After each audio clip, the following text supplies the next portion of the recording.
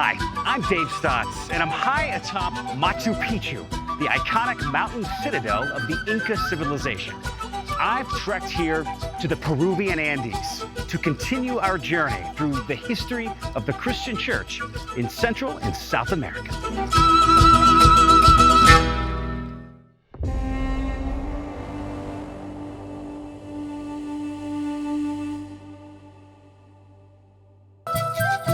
Before the European conquest of Central and South America, empires have risen in these lands that were advanced in ways that surprise us even today. The Aztecs, Maya, and Inca were truly innovative in their architecture, agriculture, mathematics, medicine, and astronomy. You got a problem with that? Machu Picchu is an incredible Inca settlement built in the 15th century. At nearly 8,000 feet above sea level, this is probably the most famous symbol of the Inca civilization. Machu Picchu was constructed in the classic Inca style with polished dry stone walls. Its primary ruins are the Temple of the Sun, the Room of the Three Windows, and the Intihuatana, a ritual stone associated with the solar calendar of the Inca people. Machu Picchu was abandoned during the Spanish conquest of the mid-16th century.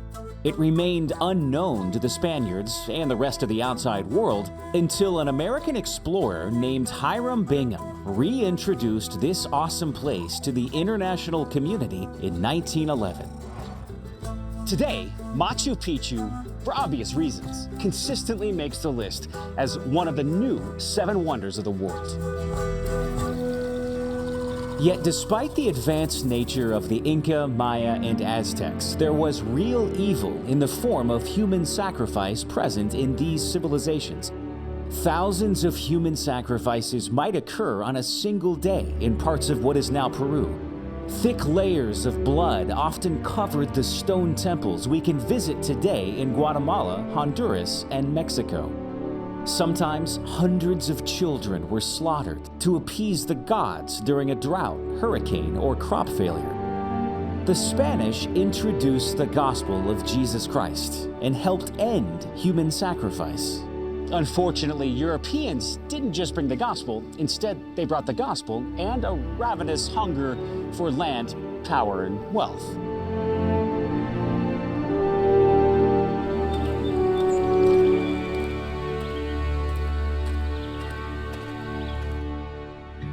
Well, it was time to hop a train and head to the Peruvian city of Cusco. Gotta be honest, it was kind of hard to hide my enthusiasm. The year after Columbus discovered the Americas, Pope Alexander VI issued a papal decree, the Inter Caetera of 1493. Now, the concept was to divide new land discoveries between Spain and Portugal in order to bring native peoples to the Catholic faith. Territorial disputes quickly followed, so 2 treaties were signed that effectively divided the globe between Spain and Portugal. Except for most of Brazil, all of Central and South America went to Spain. These decrees established a religious incentive for the exploration and colonization of the New World. Unfortunately, they also gave the Spaniards a perceived religious authority over the long-standing indigenous cultures of Central and South America. An ill-advised motivation for targeting lands for conquest. Here in Cusco, Atahualpa was the last ruler of the Incan Empire.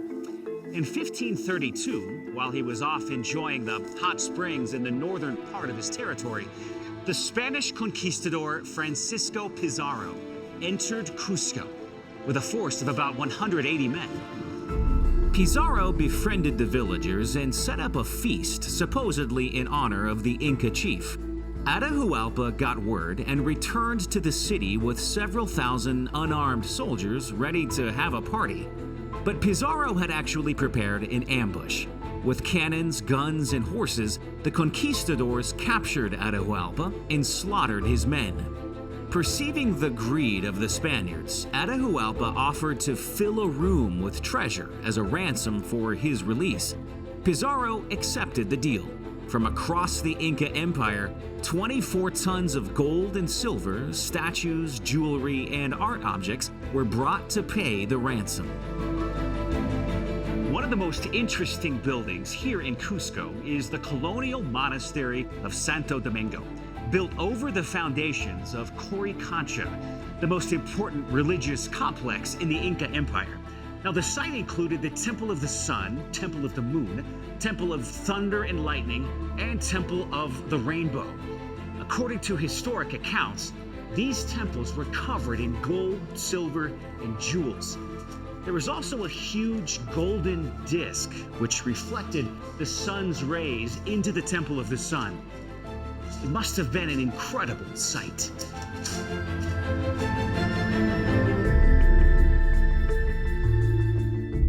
History tells us that the gold, silver, and precious stones were removed from these temples when the Spanish were collecting the ransom for Atahualpa's release. They were later melted down and lost forever. However, it's said that the Incas in Cusco did not hand over the giant sun disk, which some believe is still hidden away somewhere in Peru. And I intend to find it and donate it to charity. At least half of it. Sadly, once the full amount of the ransom was delivered, the conquistadors ordered that Atahualpa be burned to death anyway. A Dominican friar named Vicente de Valverde accompanied the Inca leader during his last hours, urging him to abandon his pagan beliefs and convert to Christianity. The friar offered him the choice of being burned alive or death by strangulation if he became a Christian. Atahualpa chose to convert, and after he was baptized, the Spaniards strangled him to death. This awful story marked the official end of the Inca Empire. Within a few years, the Inca temples were destroyed here in Cusco, and the Catholic Order of Santo Domingo arrived in the city. Over the Incan ruins, they built the convent of Santo Domingo, and the first Catholic church known as the Church of Triumph.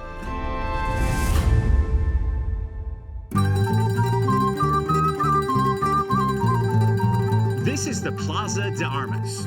It's the central square in the old city of Cusco, with a lively collection of churches, gardens, restaurants, street vendors, and Inca ruins. Now, you may have noticed lots of rainbow flags all over the city of Cusco. Well, this rainbow flag, with its unique double stripes of blue, is the official flag of Cusco. These rainbow colors have become associated with the ancient Inca people. And since so many Peruvians are descendants of the Inca, the flags are a way to honor their ethnic history. The Plaza de Armas, literally meaning weapons square, covers what was once the great square of the Inca. As you can see, some of the Inca ruins still remain as walls and foundations for newer structures. This is the Spaniards' first church in Cusco and in all of South America, the Iglesia del Triunfo, the Church of Triumph, built in 1538. Although Pizarro and his men dominated the Inca here in 1532, there's a tradition that this church derives its name from an event a couple of years later when the Spanish colony was hit by an Inca sneak attack. The Spaniards were on the verge of defeat here in the square when some sort of miracle happened, and the Inca retreated.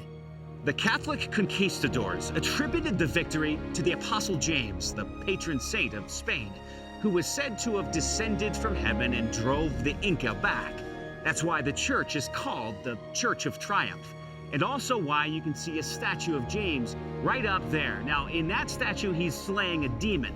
The original statue was James slaying an Inca warrior. Within a few years, and right next door, the Spaniards started the larger Cusco Cathedral, known more formally as the Cathedral Basilica of the Assumption of the Virgin. This Gothic Renaissance-style building was opened in 1654, taking nearly 100 years to complete.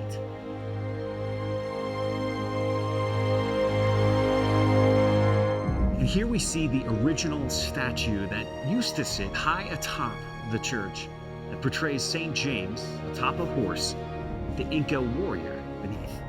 Today, Cusco Cathedral is the mother church of the Roman Catholic Archdiocese of Cusco. It is also a UN World Heritage Site that houses important colonial art and artifacts. One of the most significant pieces of art in the church is the Last Supper, painted by an Andean painter named Marco Zapata. Now, Zapata wanted to make the event of the Last Supper meaningful and relevant to the locals. So if you look in the middle of the table on that platter, you'll see something called cuy, so local delicacy, roast guinea pig. Now Judas is portrayed on the lower right around the table, and he is painted to look exactly like the notorious conquistador Francisco Pizarro.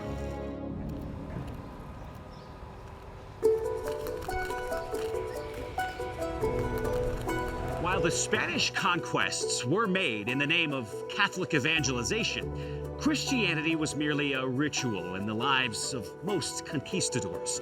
Their prime objectives were usually land, treasure, and labor.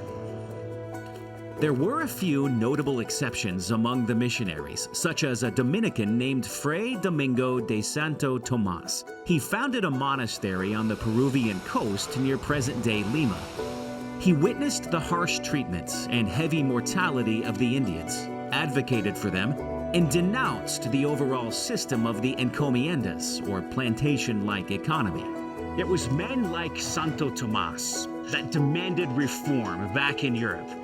At times, the Catholic Church responded by sending more missionaries to the New World to help temper the injustice of the conquistadors and the encomiendas.